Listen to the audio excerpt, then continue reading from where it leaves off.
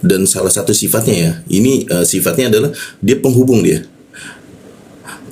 antara dua lapisan ya. Jika sedotan itu penghubung antara apa? Antara air di gelas ya dengan mulut manusia.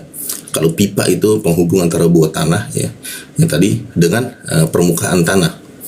Nah, untuk itu maka saya menggunakan analoginya itu seperti gambar tornado ya, seperti ini. Contohnya itu seperti ini. Jadi kurang lebih sirot itu mungkin ya imajinasinya itu seperti ini dia. Rumah ini adanya di permukaan ya, di dasar permukaan tanah.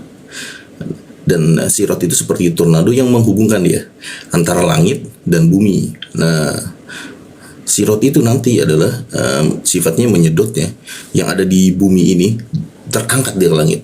Nah, seperti itu.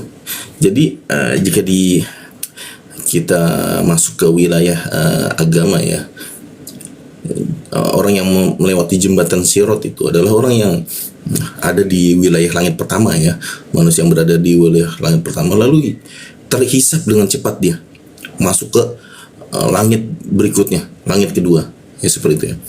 Ada yang bergerak dengan sangat cepat, terhisap ke atas secepat cahaya. Ada yang kecepatannya seperti kilat, ada juga yang sangat pelan dia, seperti melangkah ya, seperti itu. Kenapa bisa menghisapnya? Karena secara teori sendiri ya, secara teori itu black hole itu cahaya plasma yang dipancarkannya itu ya, itu sifat black hole itu memancarkan cahaya plasma. Sedangkan yang white hole itu yang ada di luar langit pertama, yaitu di langit kedua ya. Nah, itu sifatnya dia kebalikan dari black hole. Jika black hole itu sifatnya memancarkan, maka white hole itu sifatnya menarik, menyedot. Seperti itu. Nah, sama seperti ini ya, angin topan ini ya. Angin topan ini ya, sifatnya seperti itu.